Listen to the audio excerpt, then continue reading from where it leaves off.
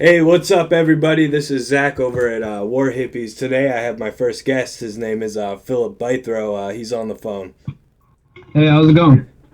So, I've been friends with him for a very, very, very long time, and he recently moved. So I haven't been able to see him as much. So I figured it would be kind of cool to get him on the podcast, especially since this will only be the third episode when it comes out. So yeah, why don't you introduce yourself? Say a little bit about yourself. Yeah, so like you said, we've been pals for a long time.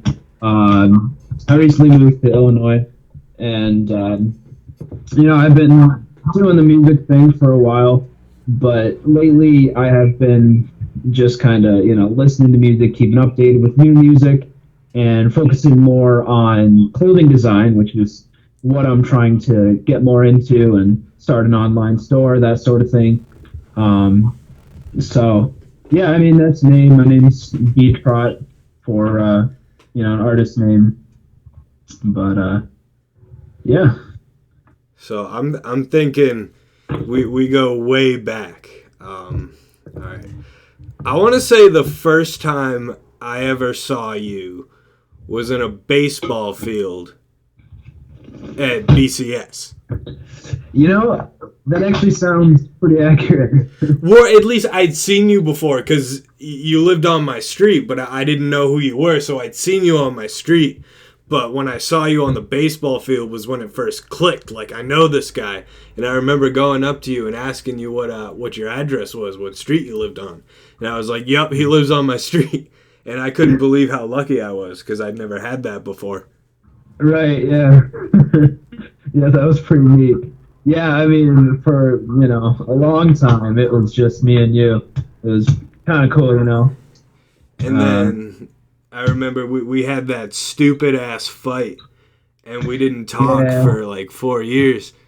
It was, we took out some girl books from the classroom library, and then we were going in, and I don't know if it was me or if it was you who spit on the book. Somebody spit on the book.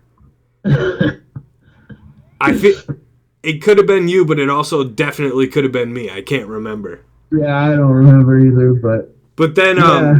After that, we were fighting over who was going to bring it in.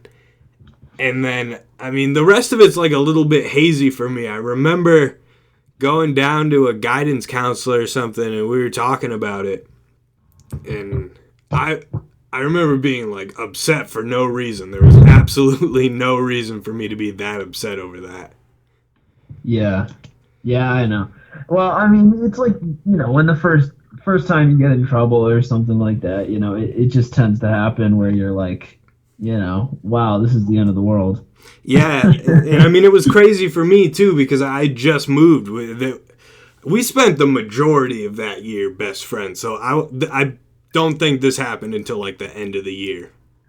Yeah, no, it would have been, what grade would you say it would be? This was definitely 5th grade, because that was the first year I came in. That's right. Yes, I mean, I think it was around the end of the year, And, I mean, like, we used to do stupid stuff, like, remember the fart tickets? So what we used to do is we took these Post-it notes and then we'd write fart ticket on it. So every time somebody farted, we had to give them a fart ticket. I mean, obviously it was just like me and you. Yeah. We'd be sitting on the bus and, if someone ripped one real big, we'd give the other one like the biggest fart ticket we had. Yeah, we had different size ones and we had this one giant one that you made. Yeah. But I feel like that definitely set the basis of our friendship when we reconnected later, because it was still the same stuff, just different. Yeah, I mean, we were always, just pushing the boundaries of what stupid things we could find to do. I mean, in the end, I think with music in relation to that, it's like we kind of sobered up in a way. Well, I mean, minus Anonymous. But and Benny and Pippi G. Yeah, and Benny and Pippi G. But those were just fun. Right, they were just for fun. But our own music projects, we were like, hey, let's actually like create something good. Let's do music as a serious thing and pursue that. Which I thought was really fun because I never had anyone else to create music with. And we like sometimes I listen back on that stuff and I remember like the kind of headspace I was in and like can vividly picture me recording that verse or recording that song, and it brings back so many memories because our lives are so different now from how they were then. Yeah, I know. Yeah, things change. They definitely do. Um, but yeah, I mean, in relation to, I guess, what the type of music that I listen to now, and how it's veered away from rap is, I mean, when I started making music independently, it was pretty much automatically I sought out more independent artists because it was like, hey, I'm doing this and I want to support everyone else who's doing it too. Yeah, and you put me onto a lot of that stuff Yeah, when you were yeah, I doing it. mean, Like 21 yeah, Pilots, I remember when you told me about him for the first time, I listened to him and I was like, you're like, it's nah. in. But then I was up in Pennsylvania and my cousin was playing it, and like I listened to all of Blurry Face and I was like, wait a minute. This is actually really fucking good. Yeah, I mean, yeah, and it's interesting because that band, is kind of special in a way that it was one of the first independent bands I really got hooked on, but also it was one of the first independent bands to really get played on the radio like all the time, Massively. That was massively everywhere. You couldn't, everywhere. every station, Yeah, even the stations that didn't normally play that kind of music were playing it. It was so yeah, popular. yeah. It was just really interesting to me that an independent band could blow up that much. And that Um, fast. and that fast. It happened. Because, I mean, they were famous when they did Vessel, but when Yeah, I mean, they had a cult following in a way. yeah. And then with But Blurry Faces, when they blew up. yeah, yeah. And then they waited so long to release that third album that everybody was like, is this a band anymore? Did they... Was it I like know, I know. too much for them? That's what I was wondering. I was wondering if it was maybe... but yeah, I mean, Yeah. you can hear a lot of like their influence in our music that we were making at that time. No, for sure, for sure. Because what? sorry, Go what were you ahead. saying? Because I was listening to it every day, so Yeah, yeah, and yeah. it really seeped in. Yeah, no, me too. No, I was just gonna say while we're on the topic of 21 Pilots, should You we delve recently into got to the see it. band? Well, we recently saw them, yeah. Well, I did, yeah, and I mean they were amazing in concert. Much better than I expected. The visuals, everything, it was just top notch. But do you think we should maybe touch on the fan situation there? Yeah. Okay. So this is one of those bands where they take like cult following to a new level. So you have like your original fans that were always there, and then you have the Blurry Face era fans. There used to be this app that they made. It was called Click, Oh my gosh. and that was so cringy to me because 21 People Pilots weren't was not trying about to that. them. Yeah. I And mean, people it was are. too over the top. And then the other thing that I didn't like was the huge like depression wave that came with it. Yeah, it was like, and that's been glorified even more now in pop media. I mean, it's insane. It's just like it's okay to be depressed, but it's not just okay. It's like I'm depressed and I want to die, and that's like socially acceptable. And To just say that all the time. yeah, and this Um, is like something that I've thought about, and I can't really come to terms with an answer for it. But I feel like, in a way, they kind of made depression cool. If no, you know yeah, what I I mean. can see that. Yeah. And you would see like people who were not depressed before suddenly became depressed when they heard 21 Pilots. Right, and it's not that they like became depressed, but it was like they wanted to jump on the bandwagon. And what really annoyed me, so much, is that 21 Pilots themselves, Tyler and Josh, and the things that they say in their music and everything is all telling their fans not to glorify them at Exactly. all. It's all about depression awareness. It's all about trying to help people, but it's never about them, and that's the whole point. But fans have taken it so far where they're putting Tyler and Josh on this pedestal right next to God, and it's not about the music anymore. But I mean, this has happened before in music history, and For it's sure, always for sure. weird when it does, where Yeah. something becomes so popular that it becomes worshipped. Exactly. I mean, it's not a religion, and I'm not going to treat it like one. It's music, and I love it, but it's about the lyrics. It's not about making it into a religion or something. Yeah. I want to talk about Pimpy G.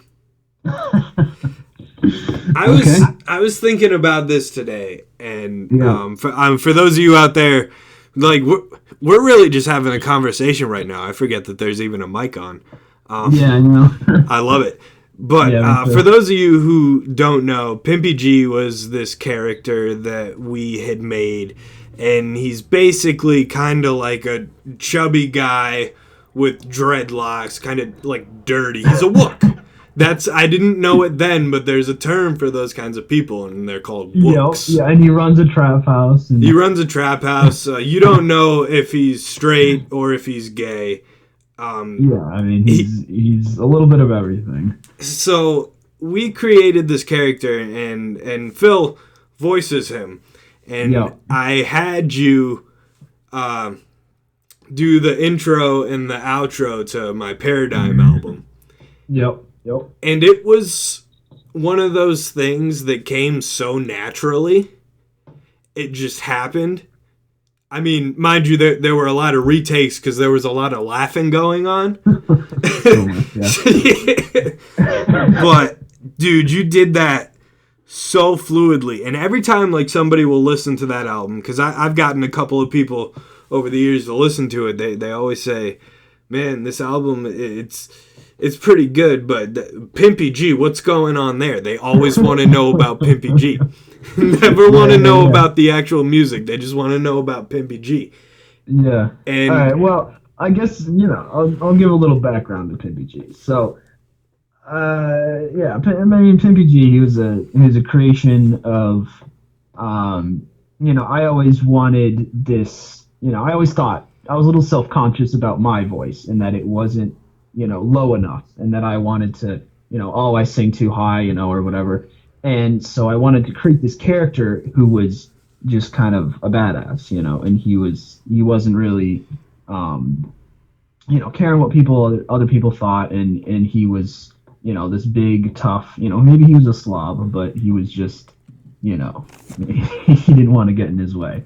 So that was the basis for Pimpy G, and it was really fun to make his voice and create a character that wasn't myself.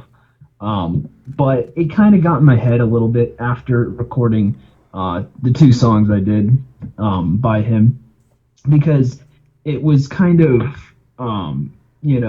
promoting my aggression or very anger, aggressive.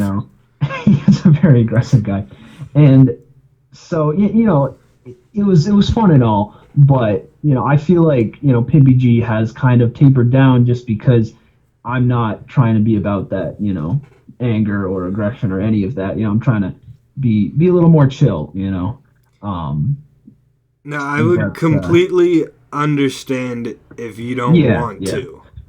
Yeah, no, it's just not me anymore. Mm-hmm. And it was fun. It was really fun to be him, but I overthink things a lot, and I think Pimpy G is one of the things I overthink, maybe, but And that was the same sort of thing with Benny for me. Right. I created this character who was, he was kind of like a trap artist, and it was Benny, and I would just pitch the voice up, and I would just say the most like ridiculous stuff, sometimes incredibly violent shit that I could think of. And dude, I made 2 Benny mixtapes. Yep. That's too many Benny mixtapes. I know. Benny should have been like one song. But so we were at a point where when he was doing his Pimpy G and I was doing my Benny, we were making songs together. And we were creating more music on them. Yeah, and we made this song called Merc. Yeah. Now, I'm going to come clean about this to everybody. For the chorus for Merc is 100% absolutely and completely ripped off from another track, word for word. Yep. But we just made it a little bit more aggressive.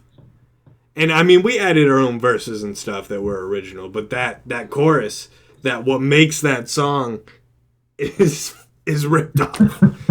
And yeah, I think it's like by a sort of an ICP spin-off band or something. Yeah, I can remember his face. I just can't remember his name. The name of but anyways, yeah. I mean, really, what it comes down to is we were in high school and we were just, basically hating life, to put it gently. And we created these characters to escape, it was something we could do that, just wasn't ourselves. We could be someone else for a little while, and it was fun. So I know we've been sending a couple of tracks back and forth to each other through email, so I'm starting to get back into music again. I took a very long vacation from it because I needed to grow up. I needed to get a stable life, and I needed something to say when I started writing again. Right. And I think that I've gone through enough where I can, start making music again. But what I want to know is when you're working on music nowadays, what's your process? Well, I sit down and I pull out some 808s, just lay down a beat. That's always the first step I do. And I just go from there. As a whole, I haven't been getting back into music. It's been a slow process for me, just because, it's the same thing, like you just said. I've been trying to establish my life and focus more on the clothing design that I've been doing, because I know that will go somewhere and I have talent there where I can pursue that. Mm-hmm. I never got a professional opinion on the music I make, so when it comes down to it, I don't know if that'll sell yet. So when I sit down to make music now, it's more as a release for myself. It's like just an expression, just so that if I feel in the mood, I can sit down, I can make music, and it'll be something I enjoy, whether or not anyone else does. So yeah, man. So with me, it's like I can't sit down and write a song unless I definitely have something to say. So I think that's part of the reason why I haven't been making as much music. But now I recently lived at an apartment complex for a little while with a guy. Ended up not working out between him and I. I got laid off from my job, and I had a really good job. I was doing news editing and making good money. And, I thought then that I had it all figured out. But once I got laid off, I, wasn't working for a couple of weeks, got a new job, and now I work every day. I work from 6 a.m. to 5 p.m. every day. Right. Just because that's what I need to do right now. Yeah, you got to get the cash flow started, Yeah, and so that's given me a lot of time to think. So within the past 2 months or so, I sat down. I had so much flooding through my head. I was having like a borderline anxiety attack, and I didn't know what to do because I never get anxiety attacks anymore. Like the last anxiety attack I had was in high school. So I was like, okay, what's going on? And what I realized was there's so much happening that I haven't written down. I used to write everything. I would write every single day, and I haven't written for about a year and a half, and I think that's kind of like my head telling me, you get back at it again, do something creative. So right. that and I mean that's why I wanted to start this podcast. I love music. I've always loved music, and I just wanted to talk about it. So now I have about 5 songs done for a project that's going to be 10 songs. I have a couple of different album names floating around in my head, so I don't know what that's going to be yet. But one of them was Ebenezer Gray. So I sat with that for a couple of weeks, and I'm like, I don't know if I like that. Like, it's cool, but it's weird. So then I'm one I got floating around now. It's called a Dead Lamb. I kind of like that. And that kind of sounds like a trap album, but and I thought about it, and I was like, wait, Dead Lamb. That's kind of like killing innocence. And that's kind of what I'm doing right now in my music. So I mean, I'm sitting around with that. It most likely isn't going to be that, but right. Yeah, man. So I've been just writing. Well, that's good. Yeah. And for the first time in a while, I can comfortably say that I think I have another album in me. That's good. Yeah. And that's how I want to work from now on. I don't want to just keep making music just to keep making music. I mean, as always, it's going to be completely free. I don't look to profit off of that. I used to think I wanted to, but I mean, I have a lot of fun doing it. So, I mean, all I ask is if you listen to it, tell me what you think of it. And I mean, that's what I've been saying for years. Yeah, I mean, I feel the same way about music, and that's the one thing that an artist wants. At the end of the day, if you're a good artist and if you care about yourself at all, or your morals, then the peak of music production is to have a solid audience that loves your music. And honestly loves it, not just says they do, but really resonates with it. And I could go for hours about the mainstream music industry and how corrupt it is and everything, but it's like at the end of the day, you have so many artists that put money first, and it's like creators are lost in that, and there's talented musicians out there that are huge. They're absolutely huge. Justin Bieber and all the rest, and they're very talented. I heard that just 2 years ago, Justin Bieber cut his tour short. Like, he still had like half of the rest of his shows to do, and he already made like $9 million off of it. You don't need to do anything once you have $9 million. And that's not even the total amount of what he was going to make on tour. No. Yeah, and I heard about that too. And it's interesting because I kind of respect him more a little bit now, because I saw this video of he was trying to, what was he doing? There's some water on the floor of the stage, and he was trying to wipe it up with a rag, and his fans would not stop grabbing him as he was literally just wiping up some water, and he left the stage. He stormed off the stage. And I respected that because it's like, you understand now that it's about the music and it's not about, people obsessing over you. And I think, some artists are starting to realize that, hey, this is actually like kind of twisted, that I have so many fans and so many young people that, just love me really more than themselves at the end of the day.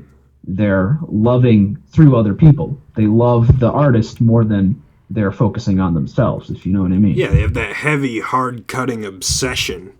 Yeah, it's sick. But And I mean, I'm happy that they're getting obsessed over music and no, not yeah, something else. But at the same time, right. it's not healthy.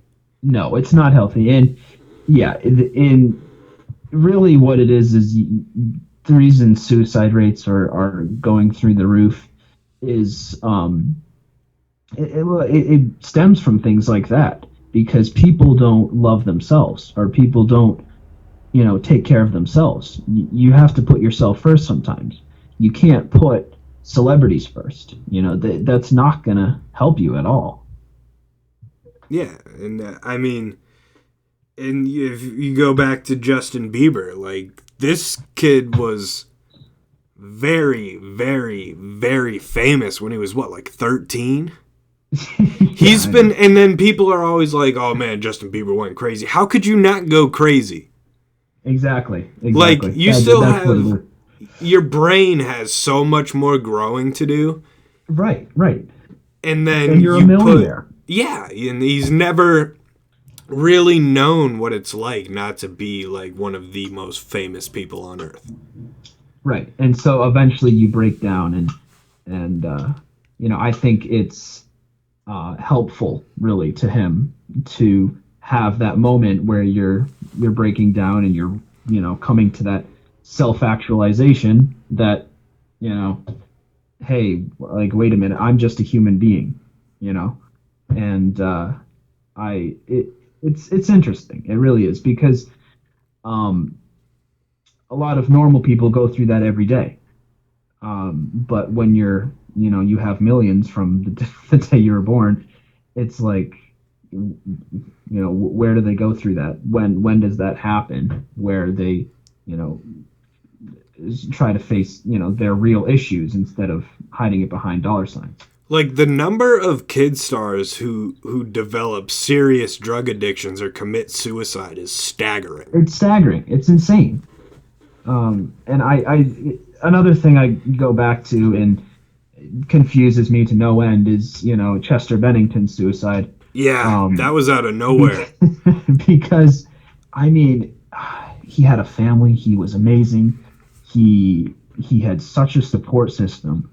And I mean, he's a 41-year-old guy. You'd think he would have, been through that already. But it's just was so sad to see, and confusing to me, that someone like that would take their own life. It's really a bad example to young kids out there too. That now, hey, suicide's an option, but it's not. Did they find any drugs in his system? Do you know that? I looked into it, and I'm pretty sure he was tripping on something.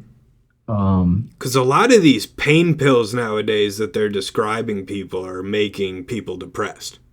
Yes, yeah, the side effects are very, very severe depression. And that's like one of the things that I can think of that would lead somebody who, for the most part, seems to be pretty put together in such a downward spiral. But I mean, obviously there are other things, other like events in your life, things that, or maybe he was just really good at hiding the fact that he'd been struggling for a long time. Right. Yeah, and that's another thing is, people can have traumas that they went through as children or something, and they never ever deal with it. It never gets solved. It never gets faced. It just gets pushed under the rug, and they end up a 41-year-old guy, and so yeah. I mean, it's very sad that music has a part in this. I wish it didn't, because music is wonderful and it helps so many people, but really it has kind of nudged the younger generation into to kind of those thoughts, if you know what I mean. So, Yeah, absolutely. So, but before we wrap this up, yeah. dude, what are you listening to nowadays? Oh man, that's a good question. Well, okay, so I guess I'll run down the list. Not artists, but you can share the playlist if you're so inclined. Oh, absolutely, I Um, will. but so I have so I have at the top of my list, um, or the first thing I added to this playlist was Bruce Springsteen, if you can believe it. Oh, he's on my playlist. So he's on there. So that tells you that genre's there. But I have a lot of new electronica. With I try to do more vocal based, but I do have quite a few instrumentals too.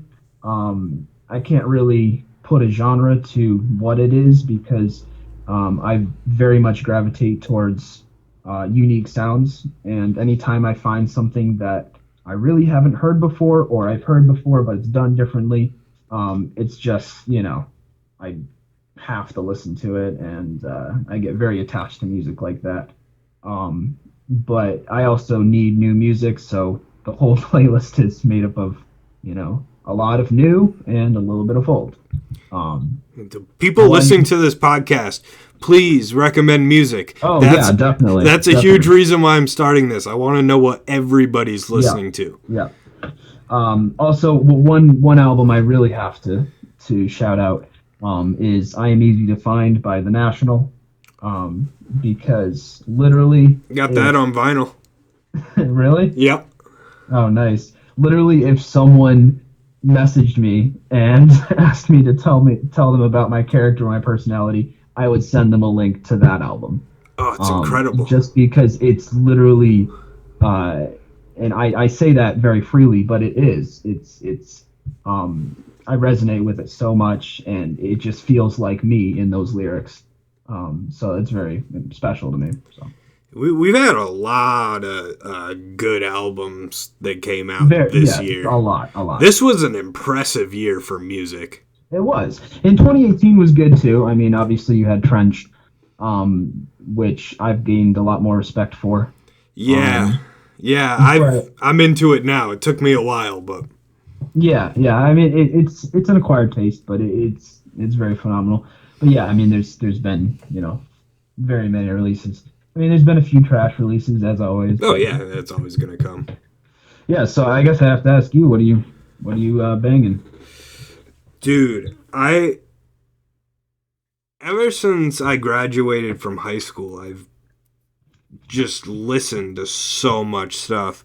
Right now, believe it or not, if you would have asked me 6 years ago if I'd be into this, I'd laugh in your face. But I'm really into like Western outlaw country music. Really? Dude, it's so good. There's so many really good artists that they're never gonna play on the radio.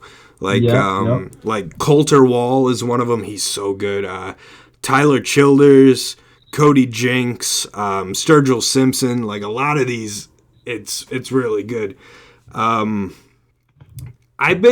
stopped listening to rap like entirely for a long time. No, I'm with you, man. I'm with you. I mean, I keep updated, but it's neither here nor there for me. Yeah, and I mean, I've just been like recently like putting a couple of rap albums into my playlist and stuff. Yeah, just tackling, but yeah. Just like recently within the last week, I've been getting really into Denzel Curry. Yeah, no, he's phenomenal for sure. That dude goes so hard and says... I've always been partial to fast hard rap. Yeah, like that. He put out an album last year called Taboo that was... the whole album is about 42 minutes long, and dude, it's a trip. Gonna have to check it out. Yeah, it's incredible. I'm really getting into like jazz. Oh, really? Like acid jazz, like new wave jazz. Yep.